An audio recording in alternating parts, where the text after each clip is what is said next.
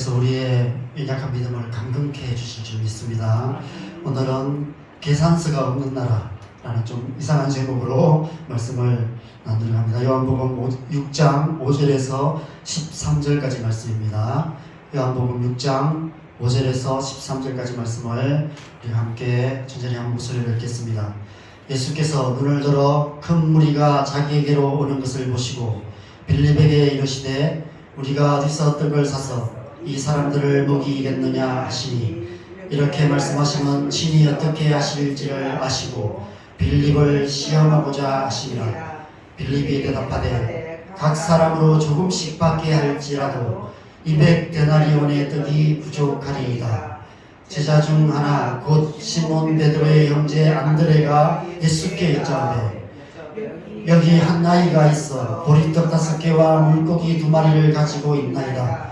그러나 그것이 이 많은 사람에게 얼마나 되겠사옵나이까. 예수께서 이르시되 이 사람들로 앉게 하라 하시니, 그곳에 잔디가 많은지라 사람들이 앉으니 수가 5,000명쯤 되더라. 예수께서 떡을 가져 축사하신 후에 앉아있는 자들에게 나눠주시고 물고기도 그렇게 그들의 원대로 주시니라. 그들이 배부른 후에 예수께서 제자들에게 이르시되 남은 조각을 거두고 버리는 것이 없게 하라 하시므로, 이에 거두니 보리떡 5개로 먹고 남은 조각이 12바구니에 찼더라. 아멘. 아멘. 여러분, 우리 사는 세상은 계산적인 세상입니다. 무엇을 사든 무엇을 먹든 계산서가 따라옵니다. 산 만큼 먹은 만큼 철저하게 값을 치러야 합니다. 친구 간에도 그렇고 심지어 형제 간에도 계산은 철저하게 해야 합니다. 특별히 돈계산은 잘 해야 합니다. 서로 계산이 안 맞으면 친구 관계도 깨지고 형제 관계도 틀어질 수 있기 때문입니다. 그러나 하나님 나라는 그렇지 않습니다. 하나님 나라는 계산서가 없는 나라입니다. 계산기도 필요 없습니다. 하나님 나라에서는 수학을 잘못해도 됩니다. 수학을 잘못하면 좋은 대학을 못 갈 수 있지만 하나님 나라는 들어갈 수 있습니다. 하나님 나라는 계산이 필요 없는 나라이기 때문입니다. 이사야 선지자가 하나님 나라에 대해서 이렇게 표현하고 있습니다. 이사야 55장 1절에서 3절 말씀 같이 읽겠습니다. 시작. 오라 너희 모든 목마른 자들아 물로 나오라. 돈 없는 자도 오라. 너희는 와서 사 먹되 돈 없이 값 없이 와서 포도주와 젖을 사라. 너희가 어찌하여 양식 아닌 것을 위하여 은을 달아주며 배부르게 하지 못할 것을 위하여 수고하느냐. 내게 듣고 들을지어다. 그리하면 너희가 좋은 것을 먹을 것이며 너희 자신들이 기름진 것으로 즐거움을 얻으리라. 너희는 귀를 기울이고 내게 나와 들으라. 그리하면 너희 영혼이 살리라. 내가 너희를 위하여 영원한 언약을 맺으리니 곧 다윗에게 허락한 확실한 은혜니라. 아멘.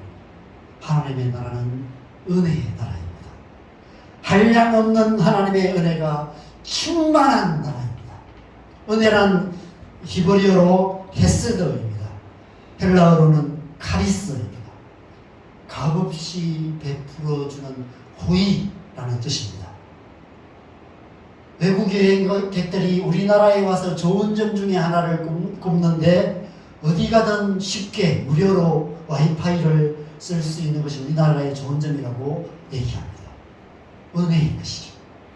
값없이 그냥 쓸 수 있는 것, 공짜로 쓸 수 있는 그런 것이 은혜입니다.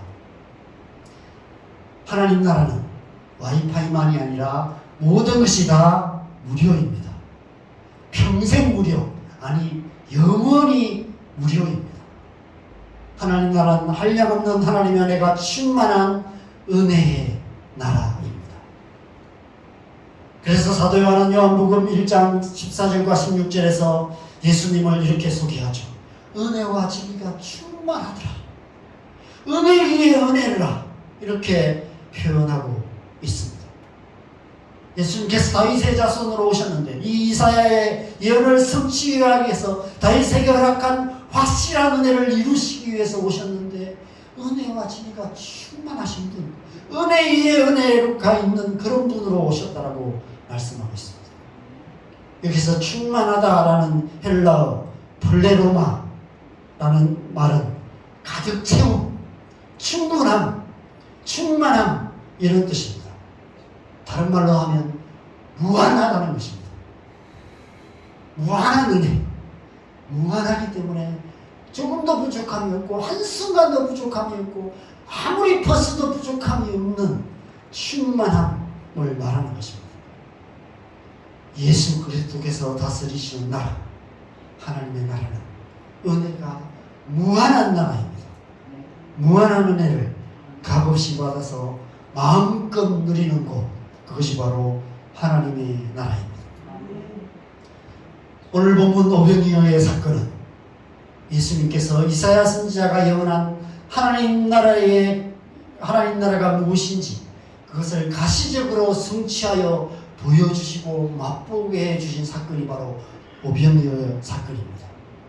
하나님 나라가 어떤 곳인지, 값없이 주시는 은혜가 무엇인지를 모든 무리들이 맛보아 알았던 사건이 바로 이 오병이어의 사건입니다. 지금 예수님과 제자들이 공경에 처해 있습니다. 예수님께서 행하신 표적들을 보고 예수님의 말씀을 듣기 위해서, 그 기적을 보기 위해서 수많은 무리들이 몰려들었습니다. 다른 복음서인 마태복음에 보면 이 상황을 이렇게 기록하고 있습니다. 마태복음 14장 15절 같이 읽겠습니다. 시작. 저녁이 되매 제자들이 나와 이르되 이곳은 빈들이요 때도 이미 저물었으니 무리를 보내어 마을에 들어가 먹을 것을 사 먹게 하소서. 마태복음에서는 제자들이 먼저 예수님께 무리들을 보내기를 요청했다고 기록하고 있습니다. 해가 저물어가고 있습니다. 저녁 때가 되었습니다. 그런데 무리들이 집에 갈 생각조차 하지 않고 있었습니다. 예수님께서도 그들에게 하나님 나라를 전하시느라 시간 가는 줄 모르셨던 것 같습니다. 제자들이 이 상황을 어떻게 해결해야 될지 난감했던 것 같습니다. 날은 저물어가고 있는데 하루 종일 아무것도 먹지 못한 무리들을 어떻게든 집으로 돌려 보내야 한다는 생각 때문에 서로 눈치만 보다가 누군지 모르지만 제자 중에 용감한 자가 나서서 예수님께 이렇게 말했던 것 같습니다. 무리들을 보내어서 마을로 들어가 먹을 것을 사 먹게 하소서. 그런데 오늘 본문 요한복음에서는 예수님께서 먼저 빌립에게 이 상황을 어떻게 해결해야 할지를 물으셨는데 빌립을 시험하기 위해서였다라고 말씀합니다. 그러면서 사도 요한은 이 사건에서 빌립과 안드레의 반응을 중요하게 기록하고 있습니다. 왜 사도 요한이 이 두 사람의 반응을 중요하게 기록하고 있을까요? 이 두 사람의 반응이 이 세상을 살아가는 모든 사람들의 모습이기 때문이에요. 우리 또한 이렇게 이 세상을 살아가고 있기 때문에 그렇습니다. 먼저 예수님의 질문에 빌립이 계산을 해요. 계산적인 세상에서 계산을 하는 것이 지극히 당연합니다. 남자만 5,000명이었다고 얘기합니다. 그러면 남자만 5,000명이었으면 여자와 어린아이들까지 합치면 최소한 2만 명은 되었어요. 2만 명이 되는 사람들을 먹이려면 최소한 200데나리온이 필요합니다 라고 빌립이 대답을 합니다. 1데나리온이 노동자의 하루 임금이었다고 얘기합니다. 일당을 10만 원으로 계산하면 200데나리온은 2천만 원입니다. 그죠? 2만 명에게 1,000원짜리 빵을 하나씩 주면 딱 2천만 원이에요. 정말 정확하게 계산을 한 것입니다. 그런데 빌립도 물가를 잘 몰랐던 것 같습니다. 여러분 요즘 1,000원짜리 빵도 사기가 힘듭니다. 그죠? 1,000원짜리 빵 하나로 한 끼 식사가 될 수도 없습니다. 요즘 식당에 가면 한 끼 평균 10,000원 정도는 해야만 배부르게 먹을 수 있습니다. 2만 명에게 만원짜리 식사를 제공한다면 얼마일까요? 2억입니다. 그만한 돈이 예수님과 제자들에게 있을도 만무했고, 있다 하더라도 2만 명이나 되는 사람들이 한꺼번에 마을로 들어가서 식사를 할 수 있는 상황이 아니었습니다. 여러분, 오늘 점심 때 갑자기 2만 명의 사람들이 진해에 갑자기 와가지고 점심에 식당을 찾아간다면 아마 진해가 난리가 날 거예요. 당시 갈릴리 바닷가의 그 마을에 2만 명의 사람들이 가서 저녁 식사를 할 수가 있겠습니까? 마태복음의 제자들이 무리들을 보내서 사먹게 하소서 말하는데 그 얘기는 뭐죠? 좋게 말한 거예요. 집에 보내라는 겁니다. 2만 명의 사람들이 가서 어디서 뭘 사먹겠어요? 아무리 계산해도 답이 안 나오는 상황에 처해 있는 것입니다. 여러분, 우리가 지금 요한복음을 안식이라는 주제로 함께 살펴보고 있습니다. 제가 처음부터 이 안식이라는 주제로 말씀을 시작한 게 아닌데 계속 말씀을 읽다 보니까 안식이라는 주제로 이렇게 말씀을 계속 하나님께서 말씀하고 계세요. 여러분, 우리의 삶에 안식을 누릴 수 없는 이유가 무엇입니까?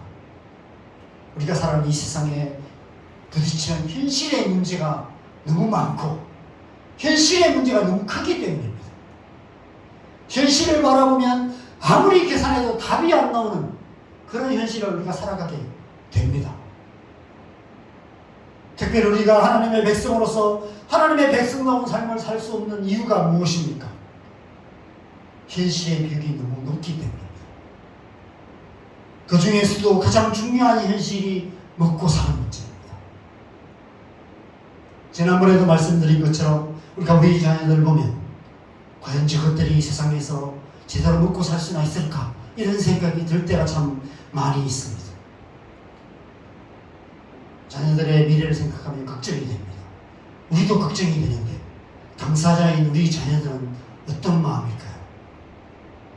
열심히 공부하면 된다는 그럴듯한 거짓말에 속아서 나름대로 열심히 공부를 해서 대학까지 졸업했는데 막상 세상 앞에 서니까 현실의 벽이 너무 높아 보입니다.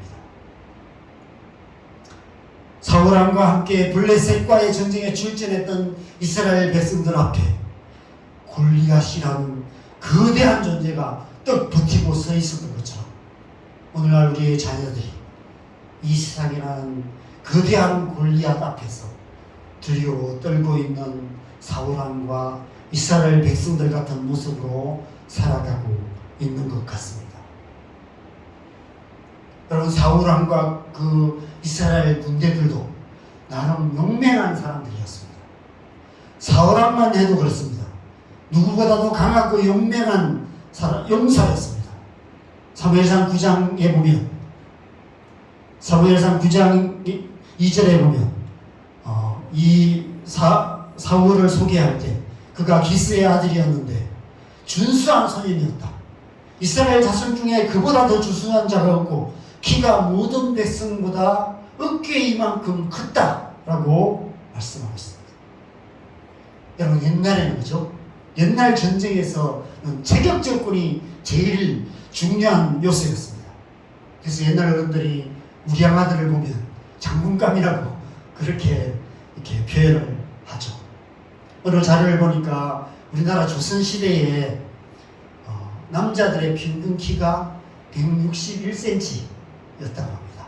여자들은 149cm 정도 되었다고 얘기를 합니다. 그런데 어떤 자료를 우리가 이런 자료가 있어요. 여기 보면 뭐죠?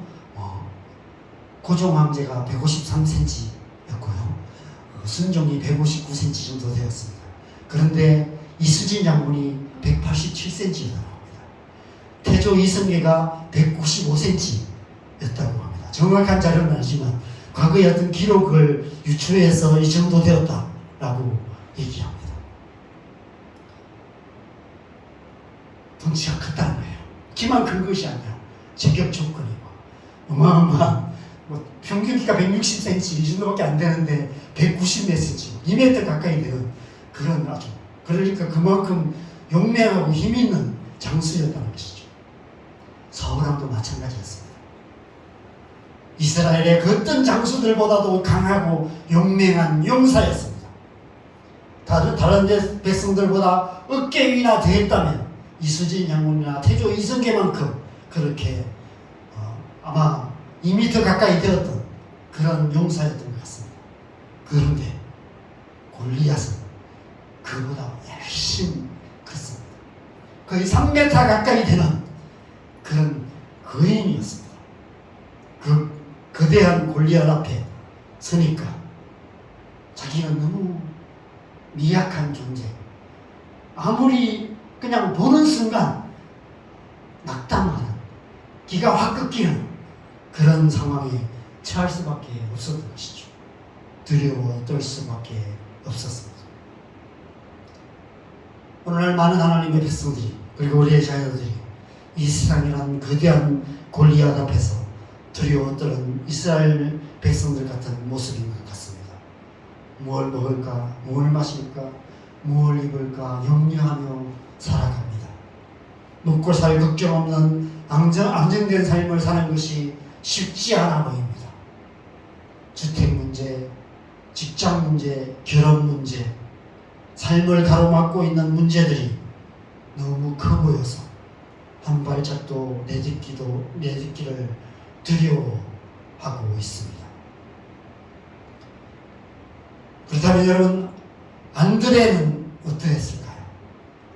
오늘 말씀해 보면 안드레가 어린아이가 가진 보리떡 5개와 물고기 2마리를 구해가지고 예수님께 나옵니다. 우리가 가진 것이 이것밖에 없다라고 얘기합니다.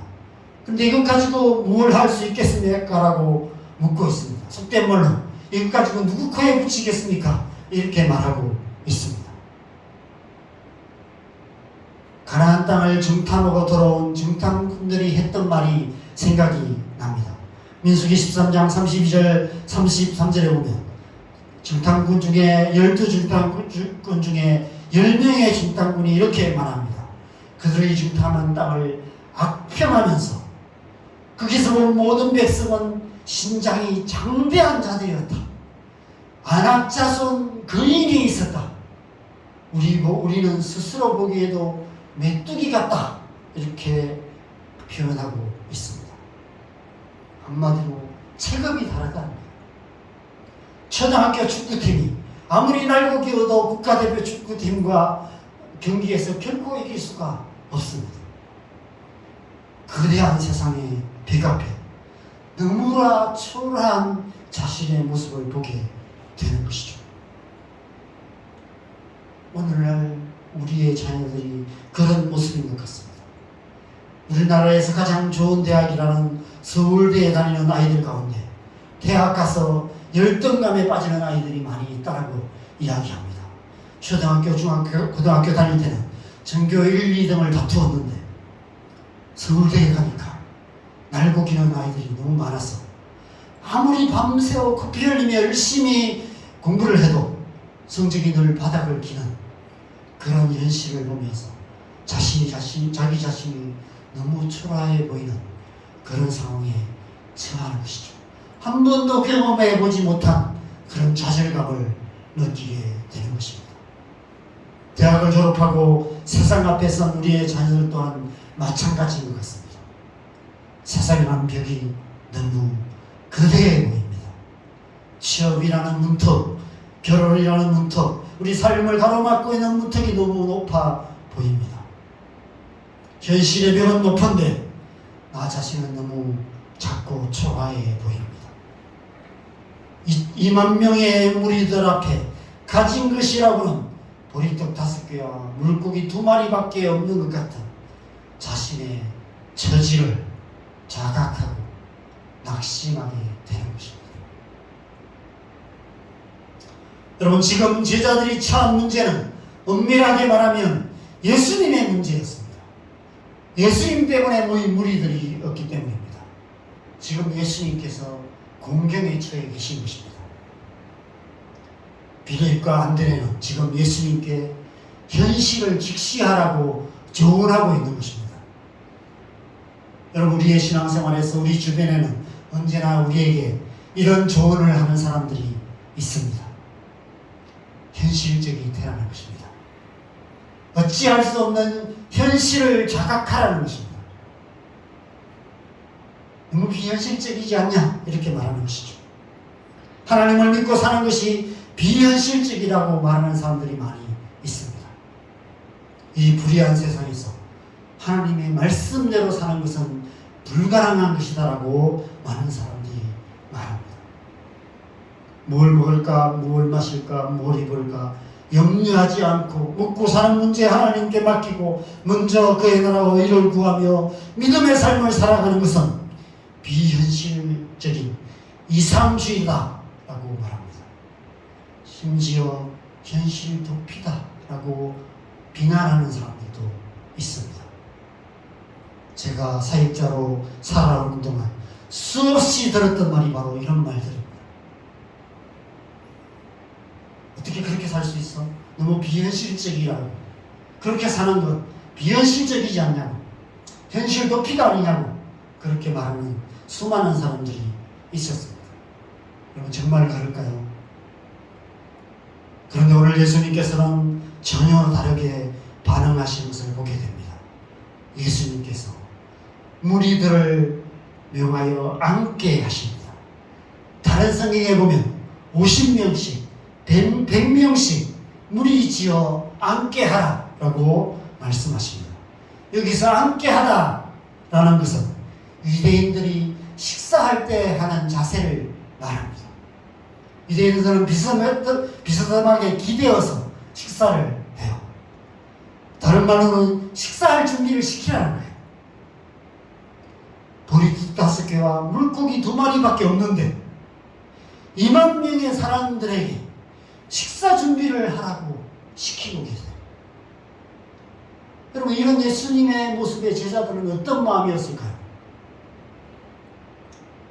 저는 이 말씀을 준비하면서 이 500개의 기적 사건 이야기가 다윗과 골리앗 이야기와 여러 관점에서 겹쳐 보입니다. 다윗이 골리앗 앞에 어떻게 나아갔습니까? 사울왕이 입혀준 갑옷도 벗어버리고 사울왕이 쥐어준 칼도 내던져버리고 시냇가에서 매끄러운 돌멩이 5개를 주워서 주머니에 넣고 골리앗을 향해 나아갔습니다. 그런 다윗을 지켜보던 사울왕과 이스라엘 군대들은 무슨 생각을 했을까요? 돌멩이 주워들고 자기와 싸우러 오는 다윗을 보며 어이없어 했던 골리앗의 반응과 별 다를 바 없었을 것입니다. 아니 오히려 미친 거 아니야 라는 생각을 했을 것입니다. 죽으려고 환장했다라고 말했을 것입니다. 돌멩이 몇 개 어떻게 골리앗과 싸우겠다는 것인가 그렇게 생각했을 것입니다. 제자들도 그렇게 생각했을 것입니다. 보리떡 5개와 물고기 2마리로 이 많은 무리들을 어떻게 먹이시겠다는 것인가 제자들은 그렇게 생각했겠죠. 그런데 예수님께서 더 이해할 수 없는 행동을 하십니다. 11절에 보면 예수께서 떡을 가져 축사하신다 하셨다라고 말합니다. 축사하다라는 헬라어 유카리스테오는 감사하다라는 뜻입니다.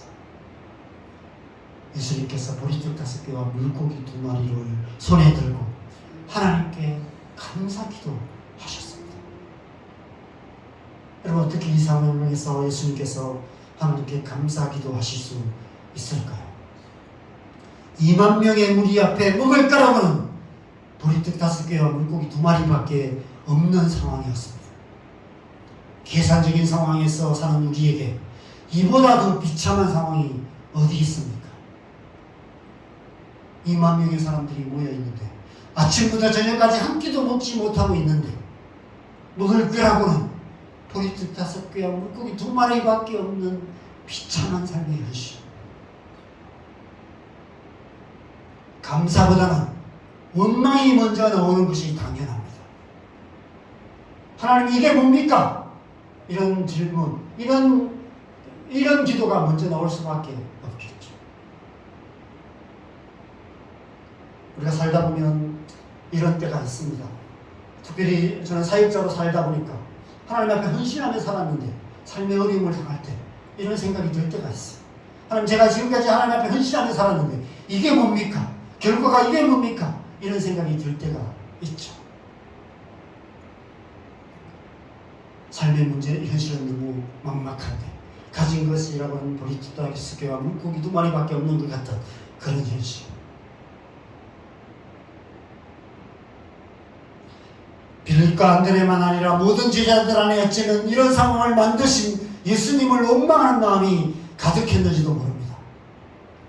예배 시간에 설교가 조금만 길어져서 점심 식사 시간이 조금만 늦어져도 불평불만이 쏟아져 나오는 것처럼 예수님께서 사역을 좀 더 일찍 끝내시고 적당한 때에 무리를 보내셨다면 상황이 이렇게 되지는 않았을 텐데 계속해서 해가 저물어 가고 있는데 예수님의 말씀은 끝나지 않고 우리들의 병 고쳐주는 사역이 계속되고 있는 그 현실, 가면 갈수록 제자들은 마음이 조급해졌을 것입니다. 초조해지고 언제 끝나실까? 저녁 때가 다 돼가는데 저녁을 먹어야 되는데 이 사람들을 돌려보내야 되는데 해는 저물어 가고 있는데 시간이 가면 갈수록 이제 그들의 마음은 불평불만이 가득해졌을 것입니다. 도대체 어떡하려고 저러실까? 아마 그래서 참다 못해서 제자들이 예수님을 향해서 우리를 돌려보내더라고, 가서 먹을 것을 사 먹게 해달라고 그렇게 말했는지도 모릅니다. 그런데 예수님께서 전혀 다르게 반응하십니다. 보리토다스교와 물고기 2마리로 감사하며 기도하셨습니다. 어떻게 그러실 수 있으셨을까요? 예수님께서는 한량없는 하나님의 은혜가 무엇인지를 아셨기 때문입니다. 도대체 그 순간에 어떻게 어떤 일이 일어났는지 모르겠지만 다윗이 던진 돌멩이 하나가 골리앗을 쓰러뜨렸듯이 보리토다스교와 물고기 2마리가 2만 명이 넘는 무리가 배불리 먹고도 12광줄이 가득 남는 기적이 일어나게 되었던 것입니다. 한량없는 하나님의 은혜가 그 순간에 그곳에 역사하셨던 것이죠. 하나님 나라가 거기에 임한 것입니다. 여러분, 이것이 하나님 나라입니다. 지금 하나님 나라가 이곳에 임한 것입니다. 여러분, 우리 인생에는 수많은 권리학 같은 문제들이 있습니다. 계산할 수 없어요. 계산이 안 나와요. 우리의 힘으로 해결할 수 없는 문제들이 우리의 삶 속에 많이 있습니다. 그 문제 들고 아무리 실험해도 해결할 수가 없어요.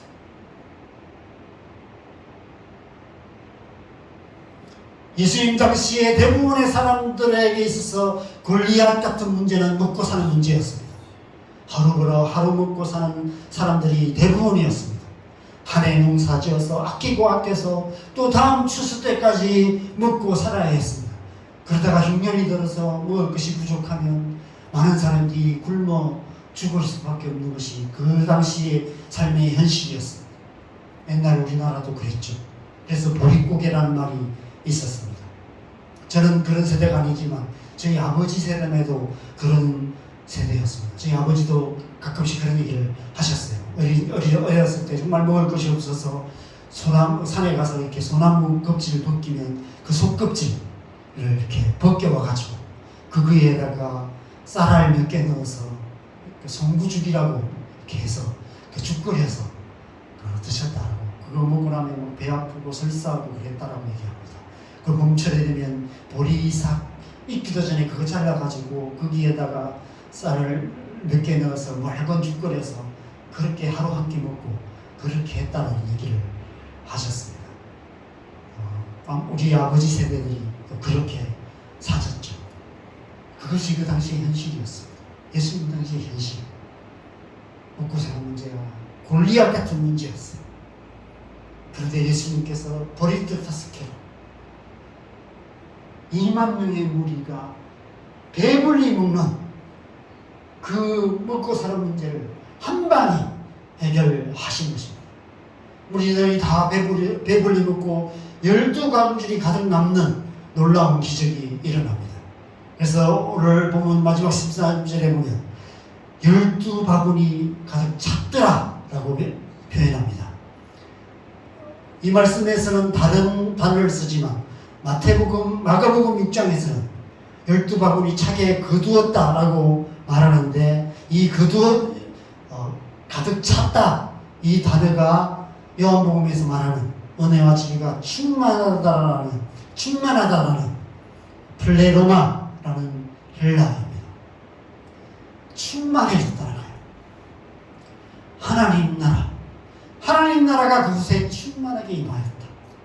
하나님 나라의 은혜가 충만하게 맛보게 되었다라는 그 말씀인 것이죠. 결론이 그렇게 끝나는 거예요. 어떻게 그런 일이 일어났습니까? 기도를 통해서였어요. 예수님께서 감사하며 기도할 때, 그 기도를 통해서 그 하나님의 은혜가 그곳에 임하여서 우리 뜰 5개와 물고기 2마리로 2만 명의 사람들이 배불리 먹고 12방울이 가득 차는 충만한 은혜가 그곳에 임하게 되었다는 것입니다. 여러분, 이 사건이 우리에게 뭘 말씀하실까요? 왜 예수님께서 이 사건을 날마다 일으키지 않고 이렇게 한번, 나중에도 마태복음이나 마가복음을 누가복음은 또 한 번 일어나죠. 그렇죠? 칠병이의 사건이 있습니다. 보리떡 7개와 물고기 2마리로 4,000명을 먹이는 사건이 일어나죠. 그 2번의 사건을 기록하고 있습니다. 이 사건 중에서 뭘 말씀하시는 것일까요? 하나님의 나라. 하나님의 나라가 어떤 것인지를 맛보게 하신 것이죠. 하나님 나라의 삶이 무엇인지를 가르쳐 주시는 것입니다. 여러분, 하나님의 백성은 하나님 나라를 사는 것입니다. 하나님 나라는 어떻게 사는 것입니까? 은혜로 사는 것입니다. 우리 사는 이 세상은 계산적인 세상입니다. 계산기가 있어야 합니다. 계산서가 따라오는 세상입니다. 그래서 철저하게 계산해서 살아가는 것이죠. 그러나 하나님 나라는 우리가 계산해서 살아가는 나라가 아닙니다. 은혜로 살아가는 것입니다. 하나님의 백성다운 삶은 하나님의 은혜로 살아가고 은혜로 말미암아 안식하며 살아가는 것, 그것이 하나님의 백성의 삶인 것입니다.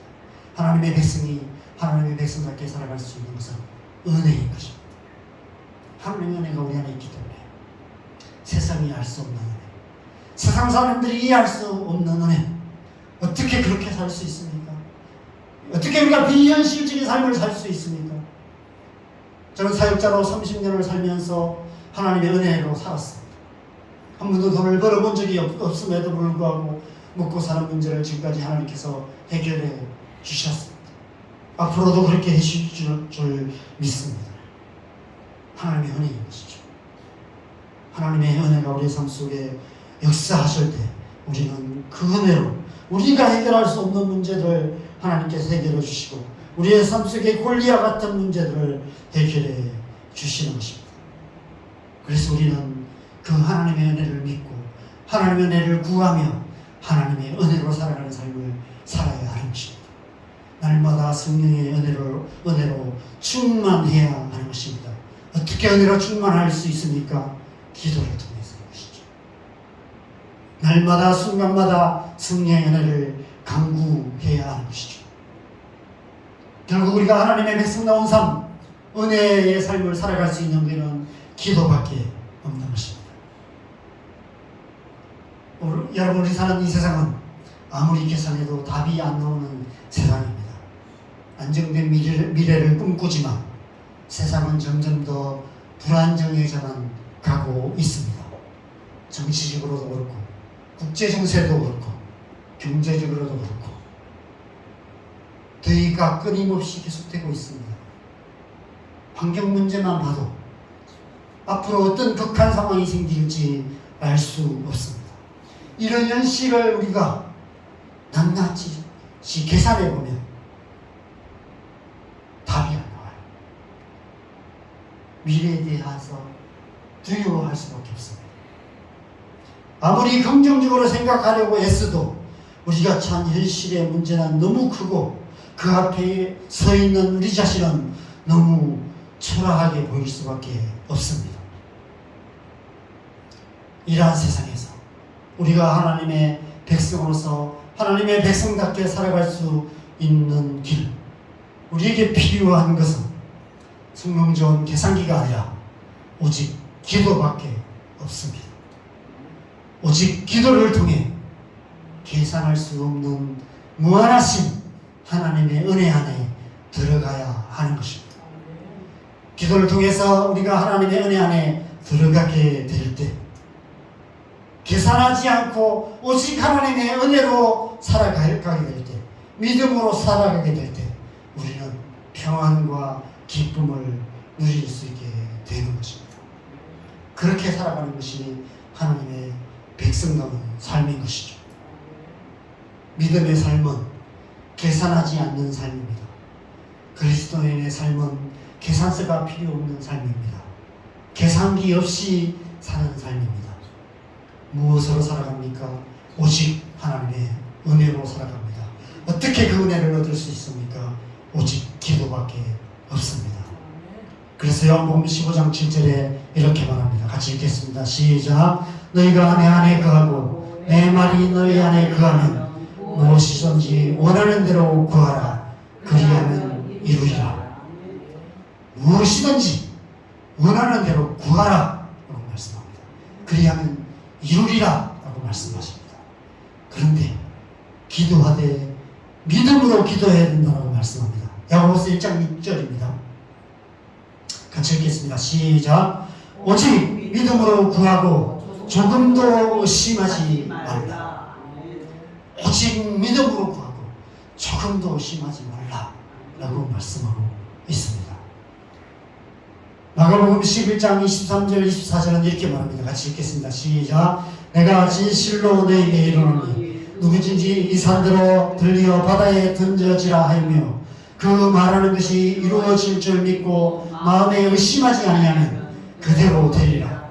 그러므로 내가 너희에게 말하노니 무엇든지 기도하고 구하는 것은 받은 줄로 믿어라. 그리하면 너희에게 그대로 되리라. 여러분의 삶에 골리앗 같은 문제가 무엇입니까? 여러분의 인생을 가로막고 있는 골리앗 같은 문제가 무엇입니까? 여러분의 신앙을 공경에 처하게 만드는 어찌할 수 없는 현실의 문제가 무엇입니까?